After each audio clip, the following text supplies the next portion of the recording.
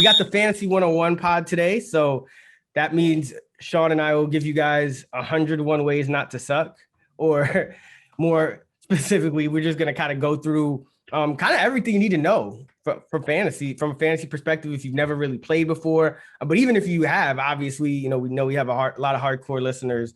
I think you'll gain a lot from this, because we're not going to dumb anything down, but we're going to kind of talk to you guys as if you're kind of coming from a ground point. So we'll start really basic, but also break down some of the more advanced things we kind of, techniques and strategies that come off that. So this is going to be a really cool episode. We do this every year. Excited to do this one. So we'll start with a big picture approach. We'll get into, the flex and draft positions and ceilings and floors and rankings and ADP and all that good stuff. All those kind of buzzwords that you guys hear us talking about all the time, busts, sleepers, all that stuff. So let's hop right in with our big picture approach to fantasy drafting. I think, Sean, like when we talk about fantasy drafting, and I think this day and age, it's really all about the running back early, right? Like running backs are kind of almost any league format. They're just the most valuable players almost by default, because there's just not many of them that truly play a featured role in their offense. Right. So, I think big picture, running backs are the most important position. And this has been something that's evolved ever since I started playing fantasy football back in 1998, where, you had 11 running backs that year with 300 or more carries, 20 rushed for over 1,000 yards. Look back at last year, 2020, there were only 2 running backs who saw 300 plus carries and only 9 rushed for 1,000 plus yards. So it's definitely more of a running back by committee era. I mean, I think coaches have wised up to limiting players' workloads, keeping them fresh, getting the most out of every player. So it does make sense that the league would sort of evolve, but that makes those running backs, those Christian McCaffreys, those Dalvin Cooks, even more valuable, because they're the only guys that you can bank on 20 plus touches per week. And plus, the running back position itself is pretty fragile. It's, each running back or each workhorse back, they get tackled 15 to 20 times a game. So they're more likely to get hurt. They're typically, the smallest framed body on the field. So it's just as important to get their backups too, because whenever a running back goes down, the next man up is usually, like a running back 2 value. So I think that when you enter a draft, you got to get your running backs early, in the middle of the draft and late. Like you can't walk away at the draft with thin running backs. But overall, quarterback is a pretty easy position to draft. It's robust. We have a lot of great quarterbacks in this day and age, so it's really easy to get a quarterback late. So you don't really need to draft a quarterback early. And then, wide receiver, same thing. It's robust. You need to walk away with a lot of receivers, but there's a lot out there right now. And then tight end, especially, with Travis Kelce still in his prime, guys like that, you definitely want to get early. So position scarcity, which we could talk about a little bit later on, but that's a very important part when it comes to drafting is, you're getting guys before there's a huge drop off at a position. So that's my big overall takeaway for like how I approach drafts. It's a passing league nowadays. Everyone's in the shotgun. And so the reason we talk running backs as kind of like the most important, the most valuable part of a draft is because, again, they're rare. Feature backs are even rarer. If you kind of miss on a wide receiver, even, like let's say you're drafting wide receivers, in the 3rd, 4th, and 5th rounds, because you drafted running backs in the first 2. You don't have to nail them. Like you could, like your wide receiver 1 could be a wide receiver 2 or 3. And by the way, I guess even that is something we should talk about. So when we, there's 2 ways we kind of refer to players. A wide receiver 1 generally means like a starting number 1 wide receiver, slot wide receiver. So if you're in a 12-team league, that a wide receiver 1 would generally be a wide receiver that you can expect to finish, in the top 12 over the course of the season, or, in a given week. A wide receiver 2 would be, that 12 to 13 to 24 range. Wide receiver 3, 25 to 36, etc. So that's usually what we mean when we're talking like wide receiver 1. Running back 1, same thing. Running back 1 would be, 1 through 12. If you're in a 10-team league, it's 1 through 10. but generally a starter in that first slot is a RB1, a starter in that second slot to RB2, so on and so forth. But and something we also didn't even hit on with running backs in regard to the other positions that I think is really important and probably one of the hardest things to project, which is why we kind of, I know we both kind of stick to like a pretty rigid median games played projection for each position, but it does differ between running backs and other positions the most. Whereas running backs, in the normal 16 game season, a running back would miss, the median would be, correct me if I'm wrong, about 2 to 3 games. Whereas for other positions, the median missed games for like a guy who's a starter and not getting, scratched is usually like 1 game. Like you can usually project 15 games for, quarterback, receiver, tight end. Running back, you're usually in that 14.5 range. Exactly. And now that we have an extra game, that's just going to get amplified even more. So running backs, I'm not sure how you're, projecting games played, but I have, sort of the same ratio. So running backs definitely, typically miss 2 to 3 games, but that's why I kind of say that the backup running backs are getting even more valuable because they're being used more even when the running back's healthy. And now with the extra game, it's more likely they're going to have an extra game of, being a starter. So that's why I like stashing a bunch of like high upside backup running backs. Yeah. So it's not just like you nail your early round, your starting running back selections, and you're already ahead of the crowd. But it's not just about, it's just hard to do, I guess, is what I should say, because it's like, look at a guy like Christian McCaffrey last year, had never really missed games. And all of a sudden, he barely plays in any games. And a lot of people took him with that number 1 pick. They took him first in their draft. And so you can never relax at the running back position. And that's why they're so important. And that's why, even if you draft 2 good ones and you feel like your starting lineup is good, that doesn't mean you just forget about the position. A lot of times, especially if you're like a good drafter who trusts in like your ability to take a quarterback late or a tight end late, or find some value at wide receiver, which is always possible given how many they are. A lot of times, I know I will draft maybe like my first backup running back before I've even filled out my starting lineup, especially before my first quarterback. Is that something you also have done?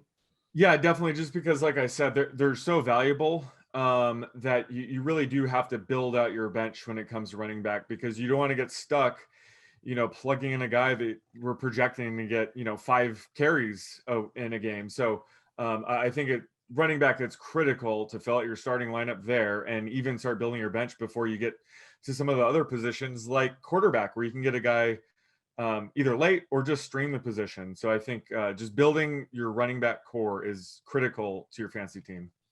And speaking of streaming, I think this is a good time to kind of explain what that means. And I'll do it in the context of startable games, which I think is the way I like to think about each position.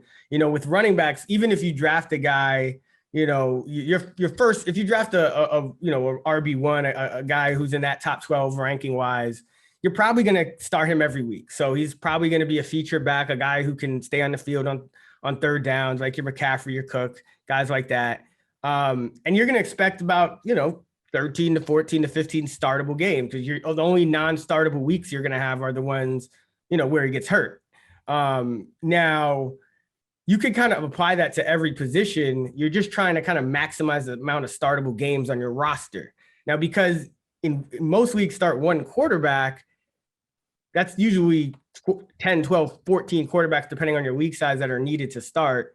And even if you're in a 2 quarterback league, you still need less starters than there are, starting games than there are quarterbacks in the league. So explain people, in that context, like streaming, and why it works so well at quarterback and the positions where you only have to start 1, aka tight end, kicker, defense. That's a great question. And, if I were to wait at quarterback and let's say I draft a guy like Joe Burrow later in the draft, he's a low end QB1. But, week to week, the matchups change. He could have a really tough matchup, let's say against the Ravens, where, another quarterback that might be on the waiver wire, like a Matt Ryan, has a better matchup and he's ranked higher. So you would actually pick up Matt Ryan that week and play him over Joe Burrow. So that's why I'm saying when you stream at quarterback, you're essentially using the entire waiver wire and taking the best projected quarterback that week and playing him. And it's a very solid strategy. And I have an article that I put out every week where I talk about my best streaming quarterback. And, you know, every year I can usually produce like the number 6 to number 8 quarterback just by combining all 17 or 16 games using guys that I find on the waiver wire. So that's why I mean that, you know, the quarterback position is so robust, and you're able to kind of just pluck guys from the waiver wire each week and have a productive quarterback, sort of like a Frankenstein quarterback, I like to call it. So that, and you can't do that really at any other position. You know, running back, you can't do that. Wide receiver, you can't do that. Tight end, you definitely can't do that. So that's why quarterback, especially, you see people talking about just punting quarterback altogether because they're going to stream it. That's what I'm referring to. Yeah, exactly. It's all about value relative to the amount of draft capital you're going to spend on a position. So even though, you know, you may look at a Patrick Mahomes, you may look at a Kyler Murray, a Josh Allen, and say, okay, I'm going to start these guys every week.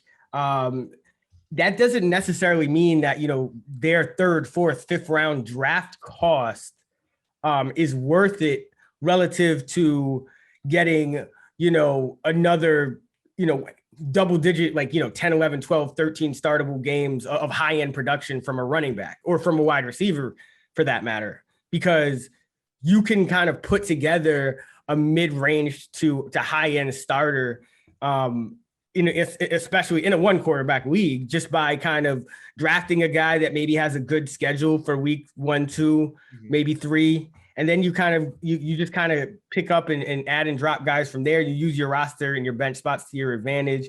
And also quarterback scoring is just generally closer together and it's more predictable. So, well, every year there's usually a quarterback or two that just like blows everyone out the water. That doesn't mean you're going to be able to predict that guy before the season starts and that guy's going to stay healthy for all 16 games. You know, we saw, or 17 now, but we saw Patrick Mahomes, you know, a couple years ago, he missed some games, you know, so, you know, it's never a guarantee.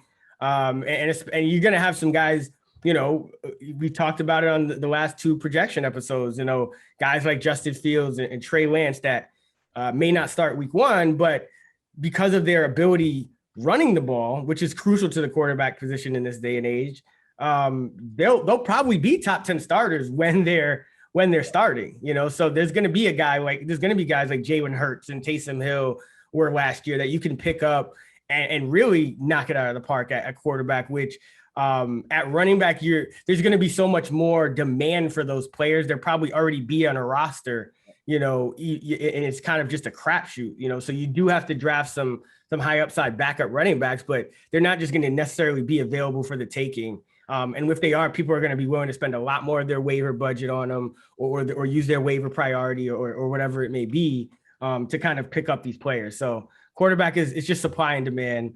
Quarterback is generally the least valuable of the 4 positions. Of course, with kicker and defense, same concept applies. Never draft those guys before the last 2 rounds if your league does have them. Right. That's one of my favorite tips to give is instead of drafting a kicker defense in your draft, again, those are things that you can stream in season, just like I said about quarterback. Draft 2 more backup running backs. Because, you know, when you're drafting, there's still might be another preseason game. You know, a starting running back can tweak his ankle. You never know, and you can use those guys immediately. I did that a couple seasons ago with James Conner backing up Le'Veon Bell and the Steelers. You know, there was uncertainty there. Instead of drafting a kicker, I just took a lottery ticket on James Conner, and he ended up being, you know, a league winner. So use those last 2 picks on just a lottery ticket running back as opposed to a kicker defense that you can just stream each week anyway. Yeah, I love that tip so much because there's so many things you can do with that, because most drafts are not happening like a day before the season. Most drafts are happening like a week or 2 at least before the start of the season. And even if you you just use those spots on extra running backs, you may be able to work out like a trade or something where you're okay parting with, let's say, the 4th running back you drafted in a package and using that like extra 5th and 6th back that you may have not drafted if you had, or 6th or 7th back that you may have not drafted if you had drafted a kicker or defense come draft time. You may be able to now use that guy as your 5th running back because there might not be that much separation between, like, you know, the 60th ranked running back and the 70th ranked or 75th ranked running back. So you'll always be able to find a kicker and a defense on the waiver wire. Cause I mean, I hope there's no league starting like 2 kickers and 2 defenses. If they are, find yourself a new league. That Yes. would be my expert advice there. But those are a dime a dozen, as they should be. So that is one of the best tips. And that's really it as it comes in terms of a big picture strategy. It's, running backs are the most valuable just because they're the most scarce. The positions where you start one are inherently less valuable. But the only reason we kind of tight end is a little more valuable than quarterback, even though you usually start one, is because there's just such a separation between the studs like a Kelsey and a Kittle and a Mark Andrews and those guys from that next tier of guys where it can still be a crapshoot even if you have like a Hawkinson or a Goddard or a Fant. Like those guys can still have a lot of weeks that are not technically startable that you'll probably still start them because you don't have a better option anyway.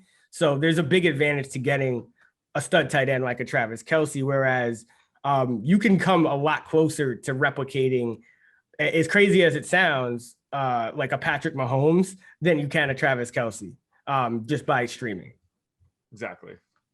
All right, let's go to the next kind of big thing, big topic, which is something that most leagues are going to have nowadays. I don't know many without one, but if your league doesn't have one for some reason, I think that the concepts and the positional values still apply, but it's the flex position. And the flex is usually you're going to be able to start anyone but a quarterback, so a running back, wide receiver, or a tight end. And I think this is where you can kind of make or break your early round to mid round draft strategy and results is, how you kind of draft for that flex position. So how do you kind of go about looking at that flex position, both in the draft and then to prepare for like what you're going to do on a week to week basis? Yeah, I don't really consider it a draft strategy. I'm trying to load up my bench as much as possible. So like I said, I'm getting just running backs with massive upside, wide receivers I can plug and play. So like I'm already kind of handling this in my draft by building out my bench pretty well. It's definitely a week to week decision. And that's why I recommend, decide who you're starting in your flex week 1 by looking at our flex rankings, our projections. That's a decision you make in season. As opposed to anything I have like, a specific flex strategy in a draft. I just think you should be building out your bench anyway. And in turn, you're going to have a lot of options for your flex week to week.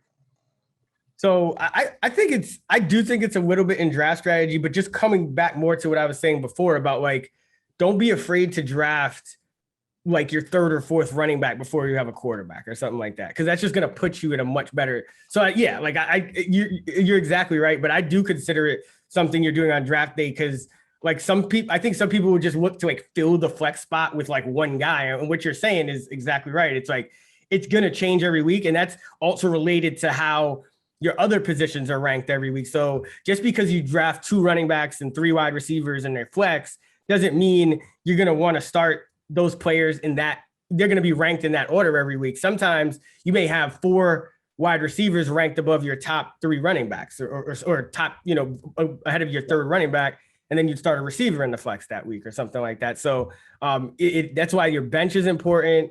That's why waiting on quarterback is important. And this is also something which we should probably talk about is just, it also is going to depend on your scoring system, because in a standard league that doesn't award any points per reception, I think that's where you're most likely to need more running backs in that flex position. You're going to end up with more running backs in that flex position. Running backs are going to give you a more consistent like floor if you can guarantee that they're going to get 15 plus touches in a game. But what usually happens, there's just not enough of those to go around. So half PPR, full PPR, especially, a lot of times your number, if you start 3 wide receivers, your number 4 wide receiver is actually going to be very important as well, because that may be your flex starter more often than not. Yeah, and I think the way I would describe the flex position is like your top bench player that week. So like you said, like that's a good point. Like running backs offer the highest floor, and specifically if your bench is full of just upside guys like I'm talking about, where they might not have week to week value, I could see, in a PPR league drafting a high floor running back like a JD McKissick just as a Mhm. stopgap. Because, eventually we're going to have a lot of bye weeks where there's not going to be a lot of playable players. So it's nice to have just a high floor player like that on your bench that you could just plug in and, he's not going to win your week and put up a huge score, but he'll at least give you a handful of points. So I think when you construct your bench, you do want like some high floor guys that in the event that you don't have any options, you have a guy that you could just plug in and at least play. But overall, I do think the flex is more of just like your top bench player that week. So that's kind of how I'm constructing my bench anyway, is thinking about that flex position as sort of that top bench play that week. And we'll get into a little more on like how to draft, like, which guys to draft, which is obviously, one of the most important things. It's not just about, you're not picking positions, you're picking players. But just more generally, I would say that, running backs, it's almost all volume. Running backs are going to have good matchups in a given week. They're going to have bad ones. But when a running back has a good or bad matchup, it's not always just a weak run defense or a bad matchup is a strong run defense. A lot of times it's just, okay, this running back's team is favored. That means the game script is going to be positive and he'll be allowed to get 20 carries on top of his 2 to 3 to 4 receptions instead of a game where his team may project to be trailing, where he might only get 10 carries along with those, 2 to 4 catches. So with running backs, they can be more matchup dependent in the game script sense. Whereas with the passing game, the same is true. So you can, but you can also kind of, because there are, 3 wide receivers and a tight end in a given week, you can look at the defensive matchups a little more, because even if a team projects to, be ahead, teams usually get ahead by throwing, in this day and age, teams are throwing twice as much as they run on average these days. So it's like, you can kind of look at certain receivers in a given week that you may never think of starting, but this week he's playing against Bleedy Ray Wilson, or I mean, not him, but you know what I mean, like a terrible cornerback, or that usually stays stationary on the side of the field that your wide receiver lines up on like 88% of the time, and you just know it's a smash spot in this given week, and you can kind of pick those out. Whereas running backs, it's either you have guys that are going to get snaps or you don't. And McKissick gets snaps and they come in the passing game. And so he's valuable in a PPR format. Standard, not so much, but that's how you got to kind of think about it. And we'll get into more of that as we kind of go on. But generally, running back, home, favorite situations where the team is going to win. That's when some of those fringe guys are going to be valuable matchup wise. But even so, you're just not. It's a luxury to have like running backs to choose between on your roster that you can kind of pick apart matchups. Whereas it's going to be a lot easier to do for quarterbacks, wide receivers. So that's why not as much as riding on every pick for quarterback, wide receiver, which just goes back to why running backs are so valuable. And given that running backs are so valuable, I want to talk about something that I think a lot of people, especially new, but even experienced drafters, kind of mull over and think about and kind of wonder how how it's going to affect their draft. And that's draft position, especially in the first round. Now, I'm of the opinion that I think people spend way too much time worrying about their first and second round picks. Like, I don't know if you agree on that. Oh yeah, I definitely agree with you. And I think specifically like people love to get the first pick, right? And I think it's very complicated. I think every draft is different, but I think every draft position you get, you're going to have a different type of draft. And if you have the first pick, you're probably taking Christian McCaffrey, but like we saw last year, you already mentioned it, he got hurt. You're not guaranteed to get the top scoring player that year. So I actually prefer to be in the middle of the draft, not necessarily because of a specific player. I just like having 5 to 6 picks between me and the next pick, like all the time. I think you get a better sense on like which guys are going to be there for you. So when you have the first pick, it usually takes 24 picks for it to come back to you. It's really hard to draft that way because you don't know if a certain position is going to go on a run or if the player you really like is going to be there. So I feel like when you have the first pick or the last pick, when you're on the ends, you have to reach more. You have to take the player that you really don't think is going to make it back to you. So you have to draft a guy maybe earlier than you would hope. Whereas the middle of draft, I think you just get the most flexibility and you're able to kind of carve out the team that you want. So I prefer to be in the middle, but in the end, like, just give me any draft pick. I'll figure it out from there. I don't really care. Like you said, people worry about the first few rounds. Most drafts are 20 plus picks. So I think it really doesn't matter. I think at any draft position, I think I can pick a winning team. But each position itself, you kind of have a different draft plan. Yeah. And I think it's important to know, especially, I think everyone should be reminded of this, but it's especially important if you're kind of newer, to remember that you can't win your draft. You will not win your draft in the first few rounds, but you can lose it. So what I mean by that is that the first few rounds of the draft there's less of a wide range of outcomes amongst the players that are going to be taken. It's generally going to be the top stars at every position, with a few more running backs probably mixed in.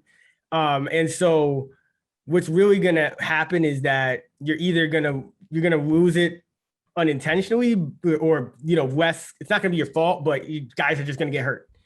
And sometimes that could just sink you. So I think the biggest thing is to not obsess about the first few rounds, because if you look at it like, okay, you have a limited amount of, time, energy, analysis, whatever that you're going to put into your draft, and you're spending an inordinate, a disproportionate amount of time on those first few rounds, that is not going to maximize your chances of winning, because the most important picks are going to come in the middle to the late rounds, because everyone's going to get some combination of great players in the first 2, 3, 4 rounds. Right. So it's how do you now build around that? Because there's nothing wrong with taking a Travis Kelce instead of a running back early or something like that. If he falls to you at a spot where at or below his ranking where he should go. So what's really going to happen is, now how do you build that team around that combination of players that you chose in the first 4 rounds? Don't just because you got 2 running backs doesn't mean you just ignore running back. That could be an example of how you could lose your draft in the middle rounds, or just because you got 4 wide receivers or something like that, now you have to really make sure you draft the right combination of upside backs in the middle rounds, or whatever it may be. The middle to the end is going to be so much more important. So I wouldn't even obsess about it. It's you're most of the time you're going to be wrong straight up just by somebody getting hurt. And everyone, there will be a couple of obvious guys that you should probably not draft in those early rounds, guys that have bust written all over them. Sean and I, Sean kind of trademarked the frozen pond running back tier, which is where you get past those kind of, locks at running back, maybe those first top 10, top 12, maybe 15 running backs. And then you're kind of into that, number 2 running back range. And there's guys that only have 1 season of success, or, they might start for the whole year. They might not. And, people start looking at positional scarcity, and rightly so, because we just talked, that was one of the first things we talked about. But it's everyone has a value, and we kind of value it based on there's something called value-based drafting, where you just kind of look at whatever your starting lineup requirement is. You look at the lowest starter. So if you're starting 2 running backs in a 12-team league, what's that 24th running back? How many points does he project to score?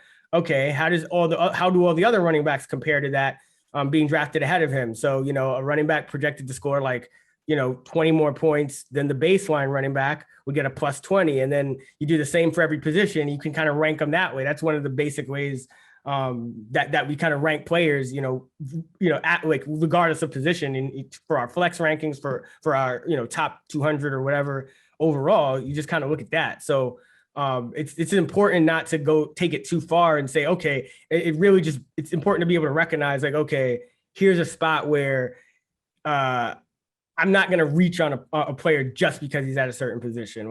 Whatever combination of guys you come out of those first 3-4 rounds with, you're not going to really win your draft, because everyone's getting, 3 or 4 really good players. So With that being said, I think don't worry about those first 4 picks, and don't really worry about like your draft position. Like Sean said, like there's advantages to every one of them. Like draft early, you get the number 1 pick, you get 3 of the top 25 picks. But me, I actually like drafting toward the end more, so middle to the end, not right at the turn of like 11 or 12, 13 or whatever, but maybe like the 10th pick in a 12-team league. So like I kind of have some of the decisions made for me early on. Maybe some people make mistakes, guys fall, but I can also there's like a pick or two in between me and the other drafters after me, so I can kind of strategize later on in the draft with looking at their rosters and saying, okay, well, I can wait like an extra round on a quarterback because they already took a quarterback or something like that. So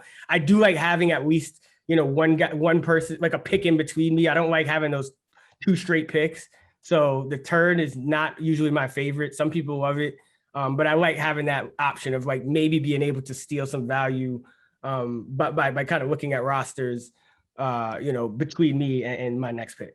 A lot of times it sounds more advanced than it is, but it's kind of like ceilings, floor, consistency, or like the opposite of consistency, which is volatility. So we like to look at range of outcomes, right, Sean? Like it's like every week there's going to be a range of outcomes for a player. And generally the deeper you go into a draft, the wider that range of outcomes is going to be for any position. But it's just that like quarterbacks have they have a more compact range of outcomes. Whereas like, when you start talking about like your second running back, your third wide receiver, they're going to have a wider range of outcomes week to week. Exactly. So, I mean, I mentioned it earlier, but one of the mistakes I see a lot of people make is that, they take Christian McCaffrey, first pick overall, and they think, there you go, I got the top scoring running back. And it's not that simple. Like you said, there's a range of outcomes. I would give a guy like Christian McCaffrey a 15 to 20% chance of actually finishing as a top scoring running back. He can get hurt. We saw that last year.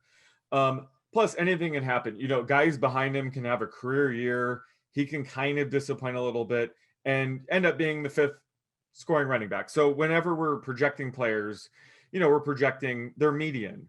So, you talked about quarterbacks. A perfect example would be like Tom Brady versus Trey Lance. I'm projecting Tom Brady for 4,700 yards and 36 touchdowns. He's probably going to end up somewhere right around there, right? And start every game that he's healthy and end up being a low-end quarterback one. We kind of know what we're going to expect out of Tom Brady. But Trey Lance, he could back up Jimmy G all year and not start a game for all we know. Or he could start week 1 and be a low-end to high-end quarterback one. We don't really know. So that's when I think of Trey Lance, I think of a wide range of outcomes. So, his projection is 232 fantasy points. It could be over 300. It could be under 100. So a guy like him has an extreme range of outcomes. So you have to handle him differently. Whereas Tom Brady, we kind of know roughly where he's going to end up. So that's kind of when I'm looking at guys, where I am in the draft, what kind of league I'm in. I'm thinking about guys in that kind of way. Absolutely. And this goes back to kind of how to use your early round picks, because I think in the early rounds, the one thing you're really looking for is a compact, like a low range of outcomes. Like you don't want a wide range of outcomes with your top picks. You want you don't want a guy with like a suit, like Trey Lance has not that anyone would be drafting him early. So let me use somebody more like, let's see, let's say like a J.K. Dobbins versus like a Derrick Henry or somebody like that. Like the reason Derrick Henry is like a top 3 pick is because there's a pretty small range of outcomes with him. It's like he's going to get hurt and miss games, but if he's in the lineup, he's probably going to get 20 plus carries a week and be efficient with those carries. Whereas a guy like J.K. Dobbins, the reason he could have just as like his top games may come close to Derrick Henry's. He may have a couple of games where he has like 190 yards and multiple touchdowns in a game, but he'll also have weeks where he may not even get double-digit carries. And those will add up over the course of the season. And so you don't want that high up in your draft if you can avoid it. So, that's why, Travis Kelce is one of the only tight ends you take high, because almost every week he's giving you double-digit points, and almost in like even in standard, he's coming pretty close most weeks, and that's what you're really looking for. So early in drafts, first 4 picks, that's why like first few picks, that's why I say you can't win it, but you could lose it. If you start taking guys with too wide a range of outcomes early, regardless of position, that's how you lose your draft early. And as you get deeper into the draft, that's when you can start looking for guys with a wider range of outcomes in order to get those ceiling games. Because, if you draft, like, let's say your number 2 or number 3 wide receiver, you don't necessarily need to start him every week because you'll have a 4 and a 5 that will have, they should have a wide range of outcomes to where some weeks, as I mentioned, you may see like, okay, Deshaun Jackson has a cornerback that he can just roast deep that week. And you may start him only like 2 or 3 times a year. But that also opens up your number 3 wide receiver position to where he can be a guy that's a little risky too, because you don't need to start him every week. He may be your flex or on your bench or something. So early in the draft, just make sure you get guys with a range of outcomes that's going to be predictable, that's going to be consistent from week to week, because that's going to add up to a yearly consistency. You're not going to be able to predict injuries. The only thing I will say with that is, like, if a guy's hurt heading into a season, those are the guys I tend to avoid more so than even like the injury prone label guys. Like, and I know this is somewhat of a bad example because he ended up missing games due to suspension, but like a guy like Will Fuller, it was like he had the injury prone label. And so everyone was kind of down on him, but like, well, he was healthy. He was one of the top wide receivers in the game. And then unfortunately, of course, he gets suspended and misses the same amount of games that he had been all the other years anyway. Yeah. But you see my point, right? Or it's like, you know what I mean? It's like the injury prone label is less worrisome than a guy like, remember like Deebo Samuel or somebody, or like AJ Green, like you come into the year hurt, and it's just, you're kind of, it's like, I downgrade guys a lot for that because it's tough. It's just tough. Like you already got to predict injuries for guys, a couple missed games. So it's almost like you're doubling that by coming into the year hurt, or even worse. So that's the one area where I personally would say kind of have some caution. But that will kind of widen the range of outcomes. Yeah. And I think this is an important point to make, but speaking of Will Fuller, I think when it comes to these range of outcomes, I talked about different formats, and I think it's important to say that for best ball format specifically, I'm looking for players with a higher ceiling. So you're only going to get points when they have their spiked weeks, and you're competing against everybody else in your league. You have to score the most points in your league. It's a top heavy payout system. So a guy like Will Fuller, I love to get because he has those spiked weeks. You don't really care if he gets suspended or injured for a few games, you'll live.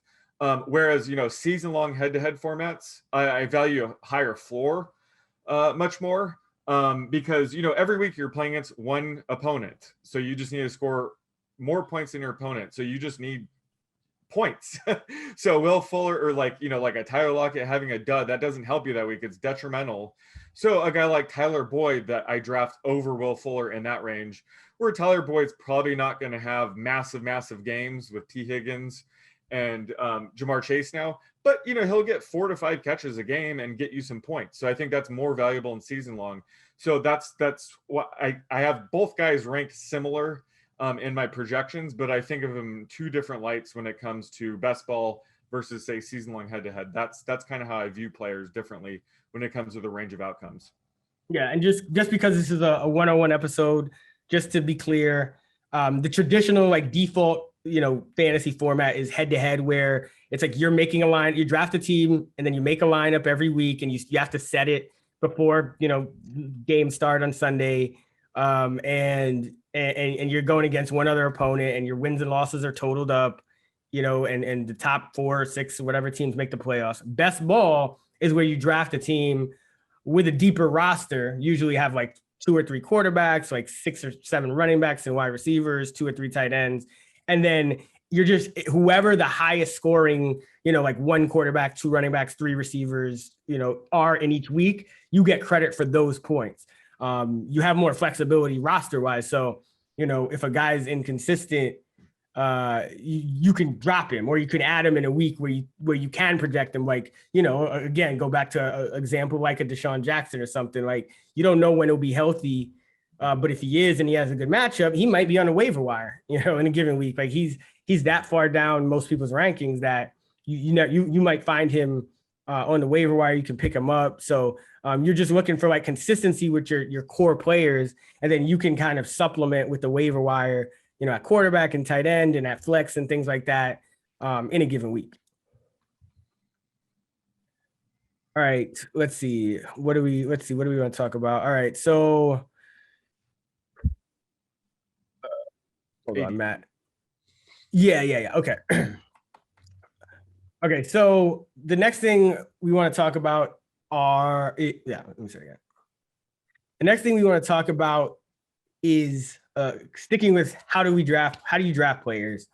Most people are going to use some form of rankings, right? And really, the way you should be drafting is based on value. And I kind of touched on it before with, the baselines for each starter. And to be more specific, you're using rankings and you're using average draft position. Now, every league, you're going to be able to find the average. Like if you're drafting on ESPN, you'll be able to go to ESPN and you'll see the average draft position for ESPN. If you're drafting on Yahoo, you can find it. You can also find a consensus of like a whole bunch of different sites using something like Fantasy Pros or whatever. So there's always going to be some type of average draft position. That's essentially like a player's market value.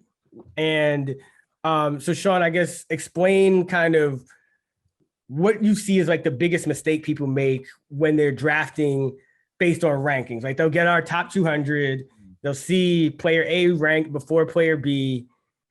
That doesn't automatically mean you should draft that player, right? Exactly. So that's a huge mistake I see people make is, obviously you want to use the rankings when you're drafting, but that doesn't mean you draft them at that time. I see people draft a player they could have gotten, 2 to 3 rounds later, and that kills the value. That's the whole point of drafting, is we're trying to get guys at a value. So the way I use ADP is, whenever I have a draft pick, one of the questions I ask is, which players do I think will make it back to me? And based on that answer, I make my decision. And if there's players that I know will make it back to me, I'm not going to draft them right there. And that's kind of what I use ADP for. Is I could, I have Marvin Jones ranked as like the wide receiver 44. I'm a bit high compared to ADP. I'm not going to draft him at 84 if the market is drafting him at 60, so I can pass on him for a few rounds. I know that by looking at ADP. So that's kind of how I use ADP. It's deciding when to take players, and that's how we get value, is drafting a guy like Marvin Jones around his ADP wide receiver 60. And then we have a guy that I consider to be, a low end wide receiver 4. So that's kind of how I view ADP is, it's a marketplace, and we're seeing kind of where other people in our league are going to be drafting players. Right. So this is really important in the sense of not just individual players, but it goes back to positional value as well, because really when you're asking like which players are going to make it back to me, you're not going to know exactly which players. You're not a psychic. You're not going to be able to completely, it's average draft position for a reason. But what you can kind of figure out is groups of players that are going to make it back to you and how many of them will be at a certain position. And this is something you like to do, Sean, and have made very popular, is tiering players, right? So, for example, like let's say you're in the 4th round and you're debating between, a running back and a wide receiver that are ranked closely, but you see that in the 5th round, there are a bunch of other running backs, with a 5th round average draft position that are also ranked similarly to, the running back you're considering, but there may be none of the wide receivers in that range left, or maybe one if you're lucky. So even if there's a running back might be projected a couple points higher and thus ranked a couple points higher, the wide receiver may be a better choice because of the tiers that you have ranked, and then the tiers of according to the average draft position, right? Yeah, exactly. And that's tiers kind of work with ADP really well. If there's 7 players left in the same tier, and you think one of them make it back, that's kind of telling you, hey, I don't need to draft this position yet. Obviously, it's more complicated than that. But if there's one player left in a tier and I say there's a huge drop off after that tier, I want to get that guy immediately, and then fill other positions. So that's kind of how tiers, it's kind of a dance between, positional tiers and position scarcity and ADP, and kind of balancing out when you get players. And that's really all I'm trying to do in a draft, is maximizing value, getting players before big drop offs at a position, and using ADP to know when I should take those players.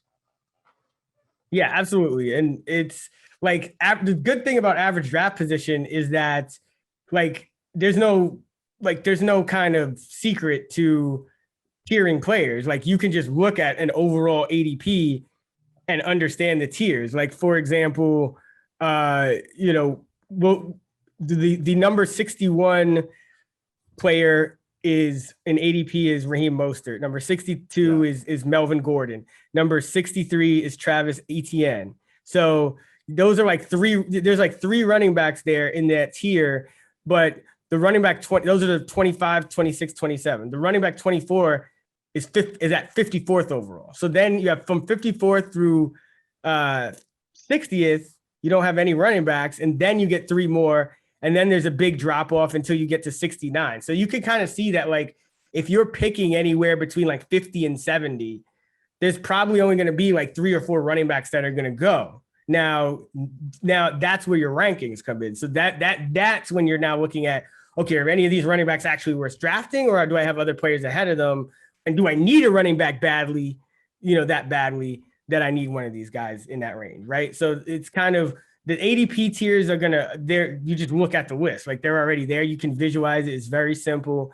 And then your ranking tiers, that's where, having, rankings that you trust, you can go to Action Network and get ours. We'll have a tool for that as well with Sean and I's rankings and the consensus rankings and all that. But, you'll have kind of, that's where you really get your idea of like, you compare those two, and that's how you're kind of drafting.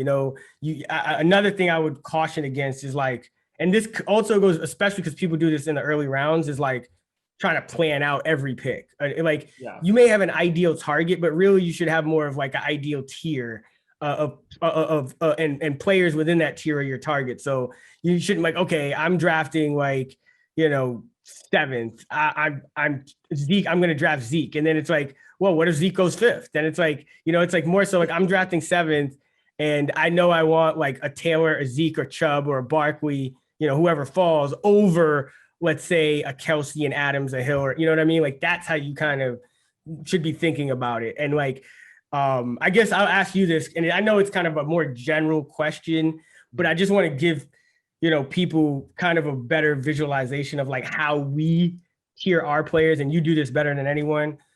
So like give a general like overview of your process for tiering players. Like what kind of constitutes of a tier? Like what is kind of the differentiation point where you go from one tier to the next at each position? That's a good question. Obviously, a big part of it is my projected points.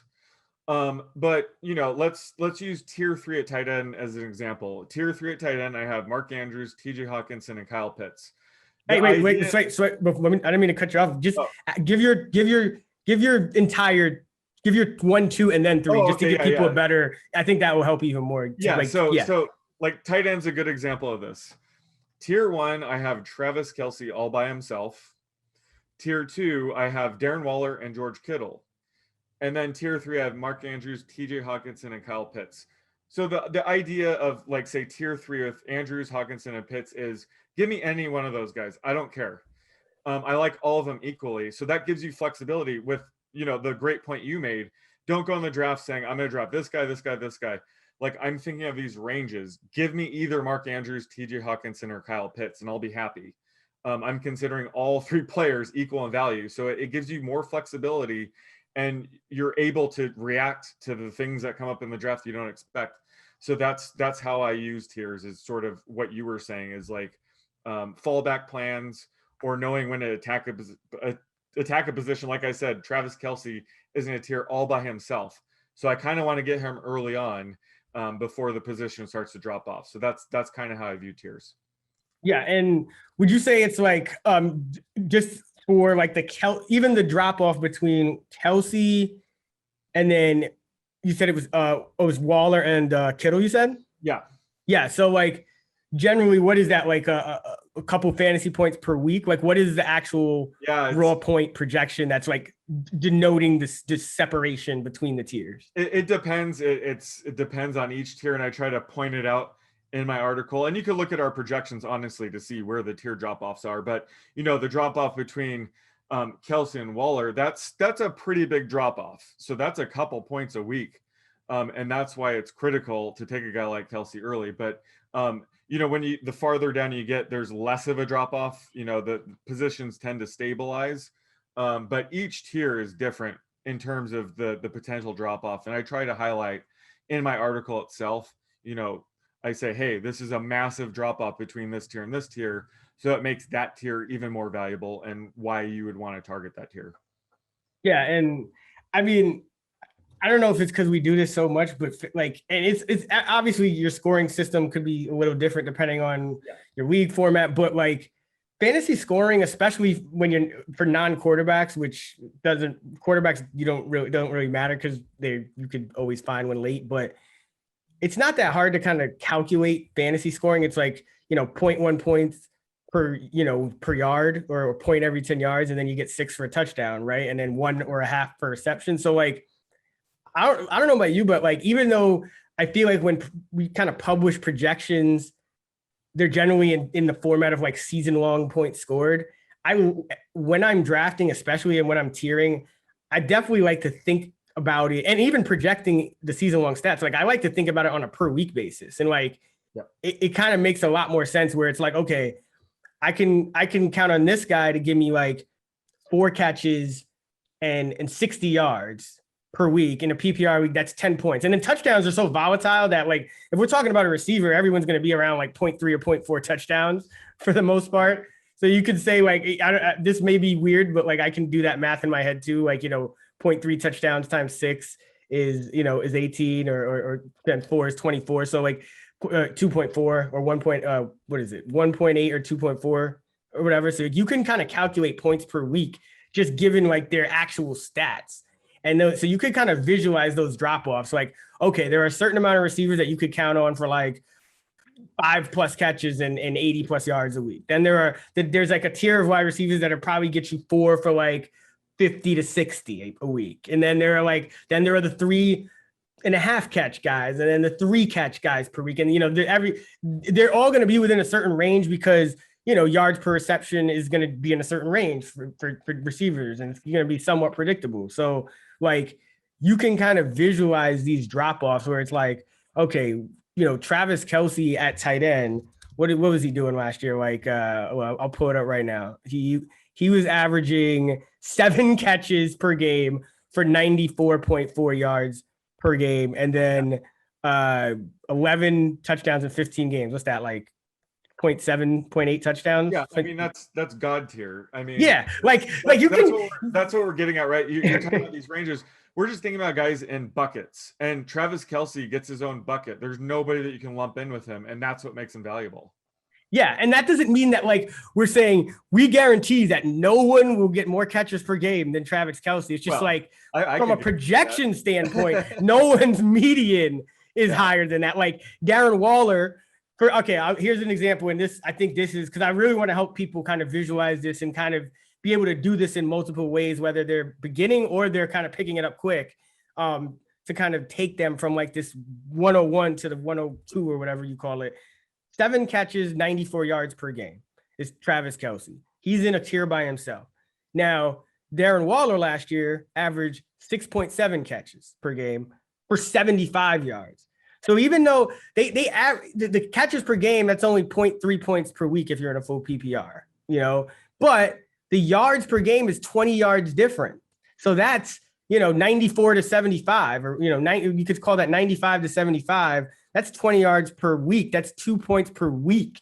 That's a massive difference. Whereas then you have, if you just look at like, you have, a whole bunch of wide receivers in like the, 60 to 75 range. You know, those are your wide receiver twos. You have your wide receiver ones are generally a little above 75, but you can kind of do this for each position because there's only so many guys that can average so many yards. Like Right. the top yards per game last year for all players receiving wise was Devontae Adams 98, Stephon Diggs 96, Kelsey 94, Ridley 92, Hopkins 88, Jefferson 88, Jones 86, Hill 85, Metcalf 81, Fuller 80, Moore 80, and no one else cleared 80. So you had 11 players with 80 yards or more, and then you had another 20 with 60 to 79. So like that right there is kind of you're kind of getting towards like what your target is for like a good starting lineup just by understanding supply and demand in terms of teams' yardage totals. Like there's only going to be so many players that can average so many yards receiving, and that's how you can kind of tier them off. And it's the same thing with receptions. Like, there's 5 guys that average 7 or more: Adams, Diggs, Hopkins, Allen, and Kelsey. And then there is another 7 guys that average 6 or more. And then there was about 20 that averaged 5 to 6. So yeah. The moral of the story is Travis Kelce is a must draft in the top 4. Oh, there you go. Hot takes. No, but that's there's nothing like having a Travis Kelce, nope, and unless he gets hurt, obviously. But God, don't say that. But yeah, like you said, the first couple rounds, there's nothing you can do. It all comes down to luck at that point. Absolutely. All right. So speaking of which, how do we mitigate busts? Like, I think that's kind of the thing that you want to avoid, obviously everywhere, but it's more important early. So what are you doing? What are you avoiding? I guess at each position or in general or both early in the draft, especially. Well, I mean, aren't we all trying to avoid busts? I mean, I make mistakes all the time. I draft busts. I have guys, like last year, a perfect example was Lamar Jackson. He was the number 1 quarterback taken in most leagues. And he didn't get hurt necessarily. He wasn't playing well. And I think one of the most important things to do is to not sell low. So don't just get rid of him because he's struggling. You kind of have to ride through the storm. And it paid off. The last 5 weeks of the season, he was the QB2. So it's one of those things where players typically regress to the mean. So if they're not injured, we still believe in a player. We drafted him for that reason. So the worst thing you could do is sell low, like a Lamar Jackson that year. So I think that's one of the most critical things. When you have a bust, it's like, yeah, that sucks. I wish they were better. But don't do something stupid like, trade him away. So that's how you handle that. Now, on the flip side, what I do like to do is look for players that bust that I don't own, and maybe you'll get an owner who's pissed off at them and try to pluck them away. But when it comes to busting, it's something. It's not a science. We can't necessarily predict every player that will bust. But what you and I are trying to do heading into the season is try to highlight the players that we do think are being overvalued and try to avoid those as much as possible. But, we're not perfect. We're going to end up with some busts on our team. Everybody is. The goal is not to panic when it happens.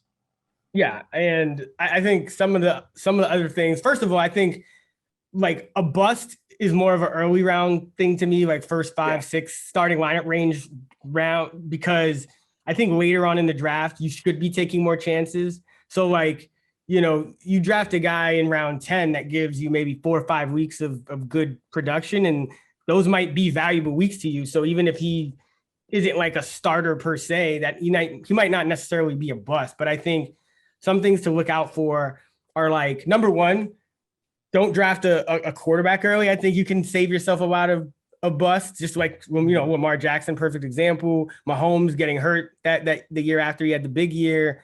Things like that. I think that's a big one. I think players coming into the year hurt, will try to avoid that. That can help you avoid bust.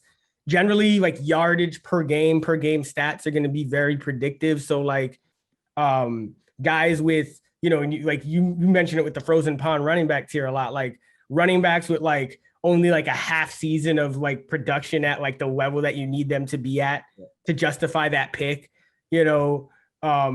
generally sometimes you want to avoid those guys. Now obviously it's a case by case basis, because like sometimes a guy's going to be like an obvious starter and he's young and, like a Cam Akers, like I think he's fine, even though he kind of picked it up mid-year or whatever. But aging curves, I think, are another thing to look at. Like running backs generally peak very early in their careers, right away almost. And, after 27, 28, they start to decline pretty rapidly. Wide receivers tend to peak a little later, like they make a big jump year 1 to year 2.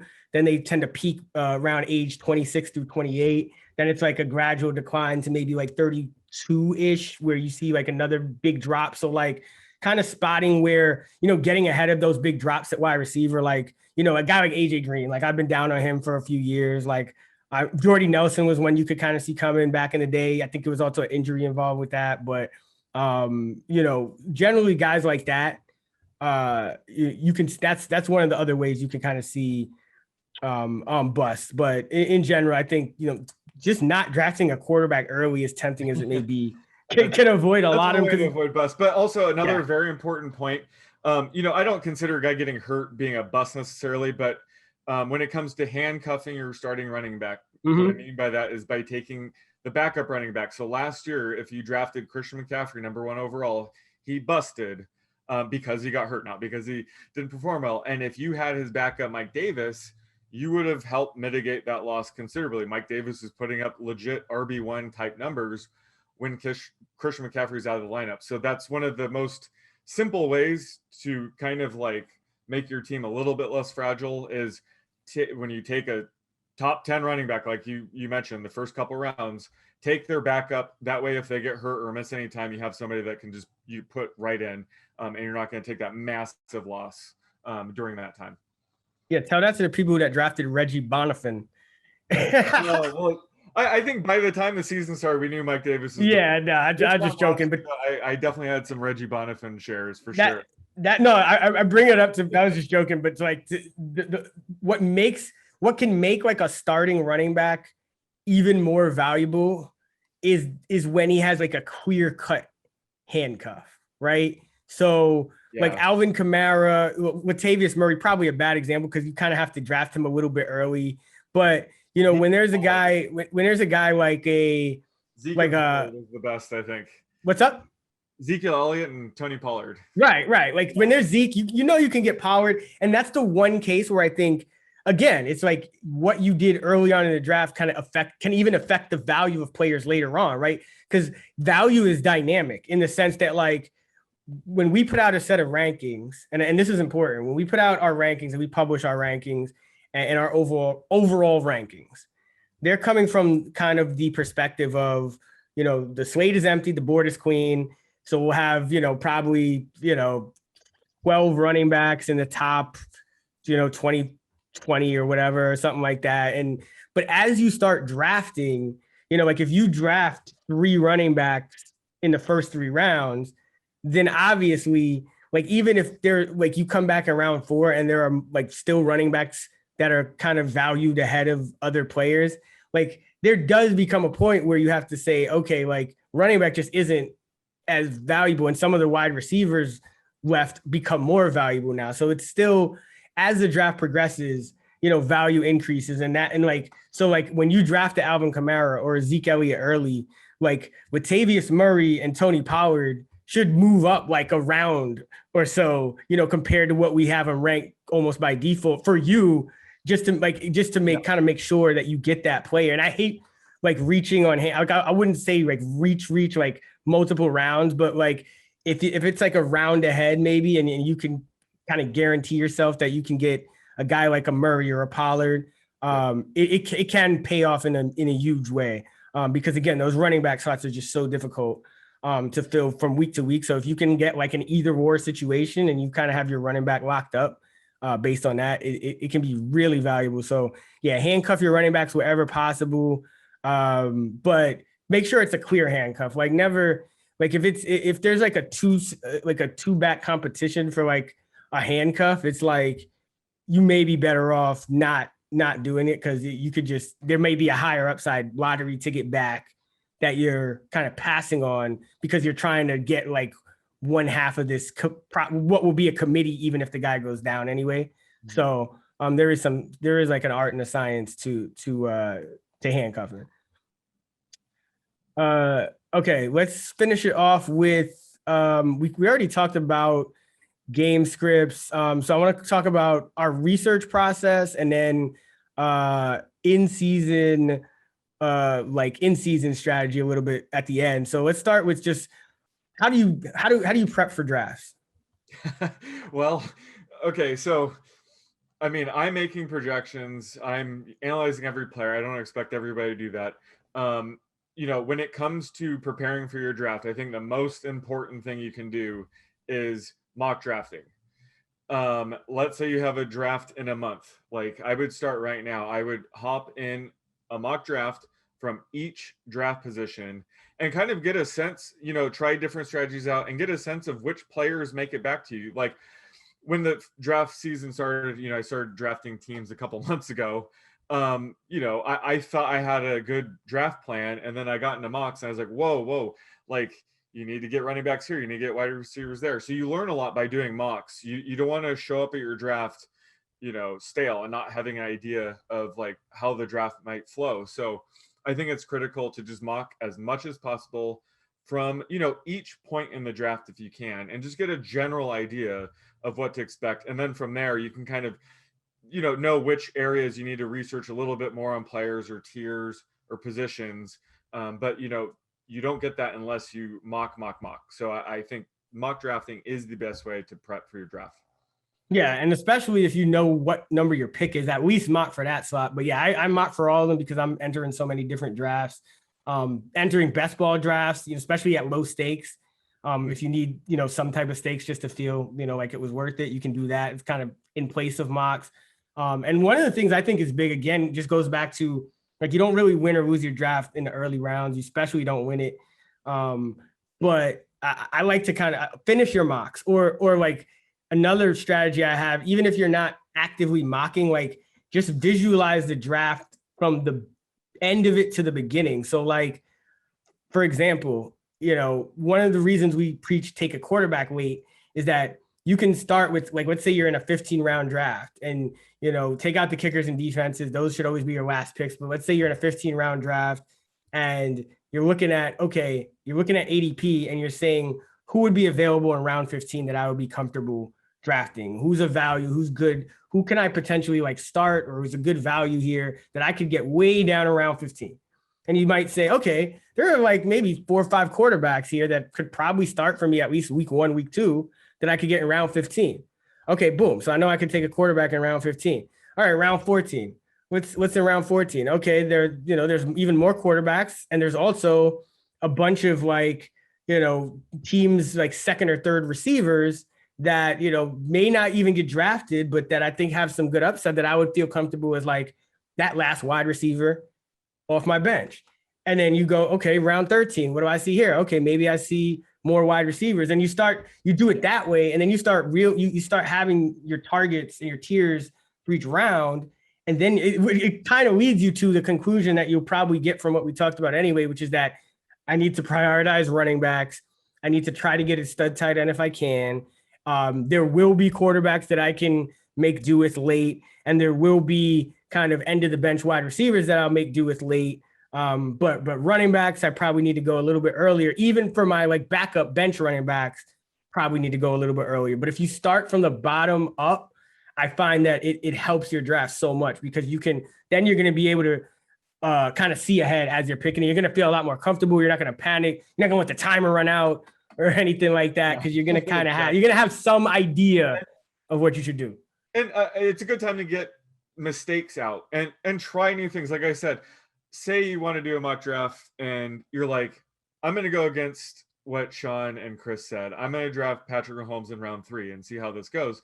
And then you see Tom Brady was drafted 7 rounds later. You're like, damn, that team looks pretty good. I would have been better off by holding off listening to them, trying things out, being crazy. Like that's the time to do it, not during your actual draft.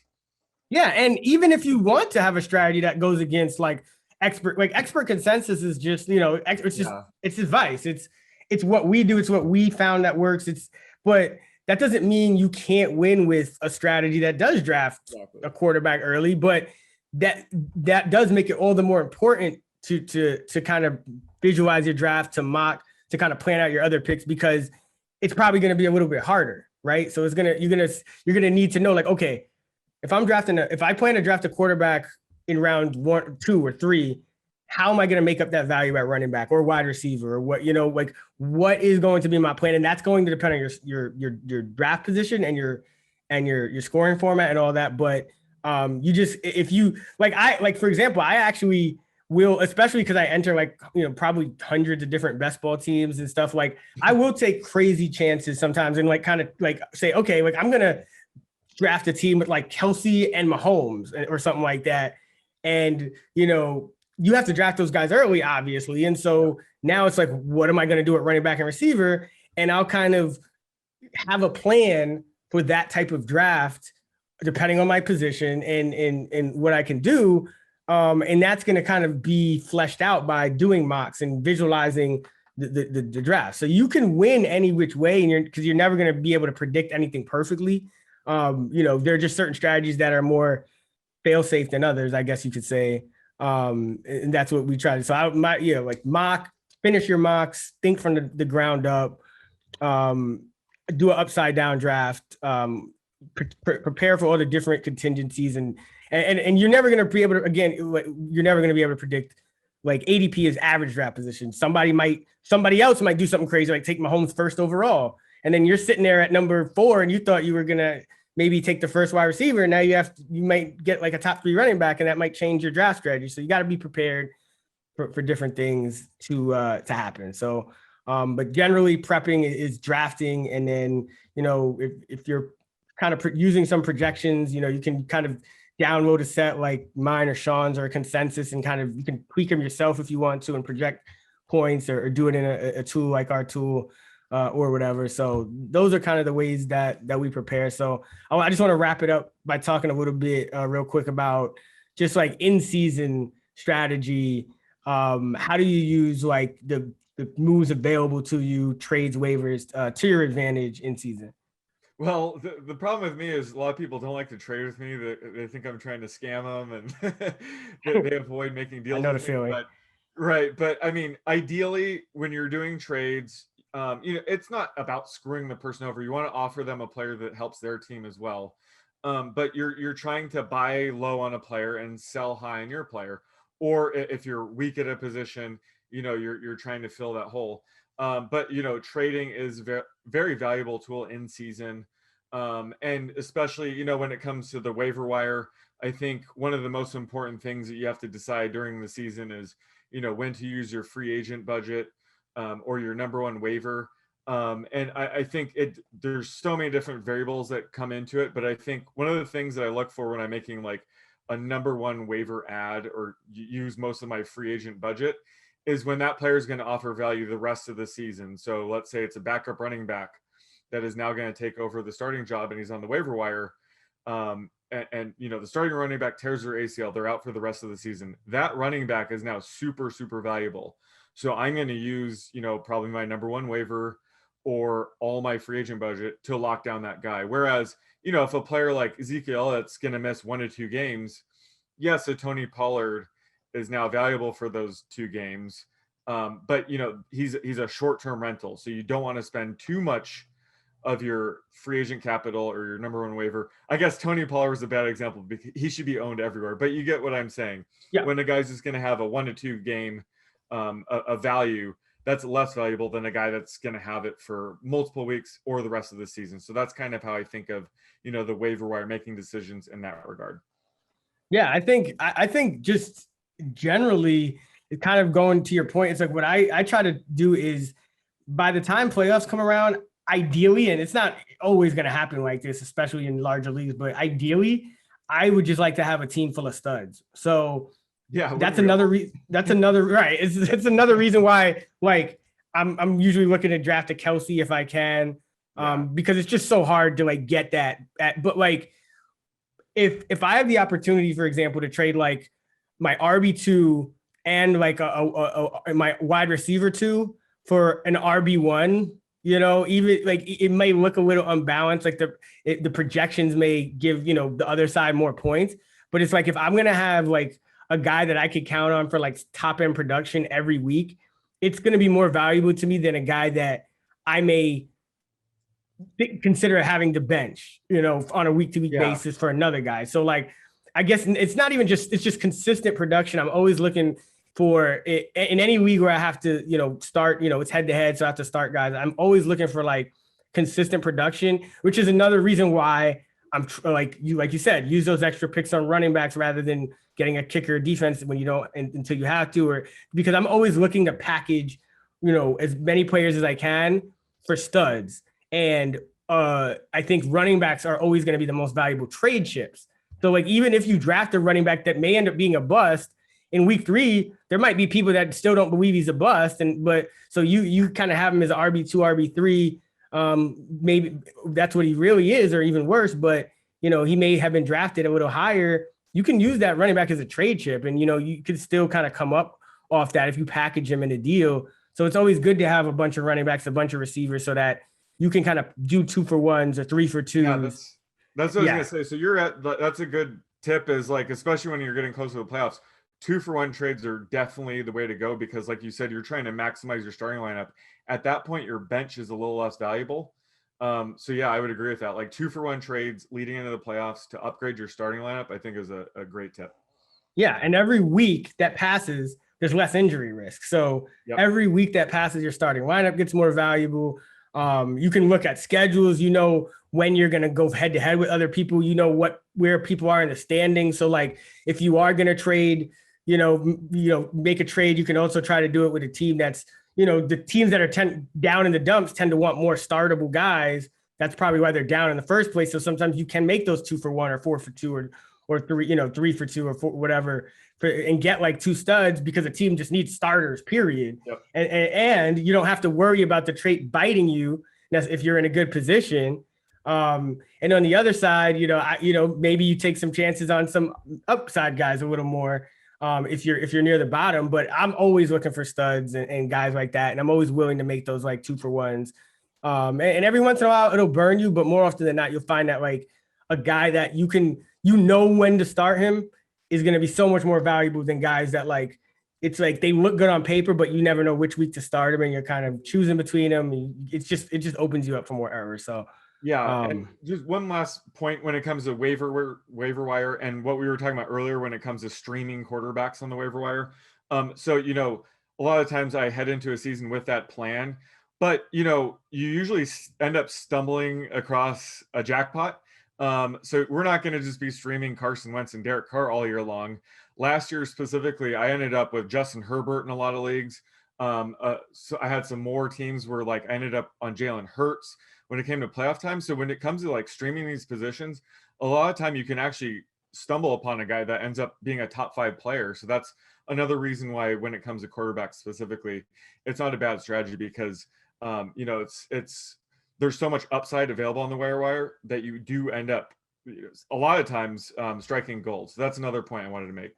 Yeah, absolutely. And then you can kind of, with those spots that because you waited on a quarterback, you can use those spots on more like lottery ticket running backs, so that you can afford to trade away your like running back 2 or 3 for a stud RB1 or something like that. So you could have 2 stud RB1s and then a bunch of like lottery tickets that may hit like mid-season, and those guys could also become, RB1 or 2. So that's a good way to put it. It's those quarterbacks you could find those top guys, whereas it's harder at other positions. So you just got to kind of plan for that. And yeah, I think that about does it. Any last, just final words, biggest tip, anything you want people to remember before we get out of here? I think that everything we talked about, we're just building a roster that has the most upside possible, and how to funnel that into the season. So like we said, running back is the most important position when it comes to the draft. You're trying to build up a huge portfolio of running backs, because that's the most volatile week to week during the season. It's very difficult to add a stud running back in season. They're usually taken up, whereas things like quarterback, kicker, defense, you can usually live off the waiver wire if needed. And then the last tip is just how valuable a guy like Travis Kelce is. And the bigger takeaway is position scarcity. When you're drafting players, you are paying attention to position scarcity and getting players before there's a huge drop off at the position. and using ADP to kind of guide when to draft players based on, anticipating where everybody else in your league is going to be drafting players. I think just overall, that's probably doesn't sound simple, but I think big picture, it is pretty simple in that regard. Yeah, I always go back to startable weeks. And when I say startable weeks, I mean weeks that you will know to start a player and he'll be in like the top, third or so of scoring that week. So if you have enough of those guys, you will win your head to head that week. So it's like a guy is valuable if he's giving you startup production and you knew to start him, which is why quarterbacks, you can get that much later than you can running backs, and receivers, you can get it kind of throughout the draft. So you just need a wealth of those guys. So that is going to wrap it up for our Fantasy 101